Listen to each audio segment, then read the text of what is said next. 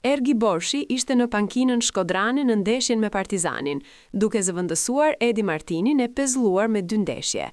Në drejtimin e Borshit, Vllaznia jo vetëm mori 3 pikë shumë të rëndësishme, por edhe kryesimin e Abisnet superiore.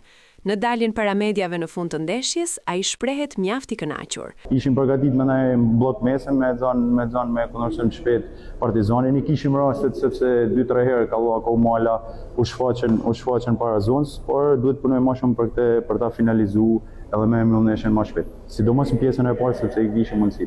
Mund të them që gjithë ekipet janë aty nuk është se ka një diferencë të madhe në kampionat. Gjithë ekipet janë aty, gjithë ekipet do luftojnë edhe mendoj që deri në fund ka me kanë ngore fort. Trajneri i Partizanit Oltion Kernaja ka patur rezerva për terrenin, që sipas tij ishte shumë i lagësht, teksa ka pranuar se humbja minimale me Vllaznin nuk është fundi i botës. Ishte luftuar por nga të dy ekipet, ne vinim këtë ndeshje me shumë mungesa, të them të drejtë.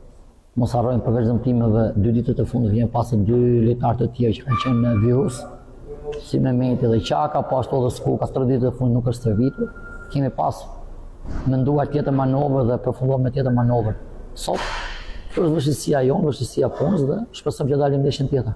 Futbollisti Sherif Kallaku është shpallur sërish lojtari i ndeshjes, treguesi i vijimësisë në paraqitjet e tij. Trofeu është i shtys, është çmim që t'jep motivim. Por më shumë lumtur jam që arritëm të jemi me pikë barabartë tashmë në vendin e parë dhe kemi pasur secili mjaft mirë dhe ç'ishte më e rëndësishme ishte që mos psonim gol. Ndeshja e radhës për Kuqeblut është me Teutën në Durrës, një ekip që tregon lojë por edhe jetur për pikë, sidomos kur përballë ka kryesuesit e Superligës, siç do jetë deri atëherë Vllaznia.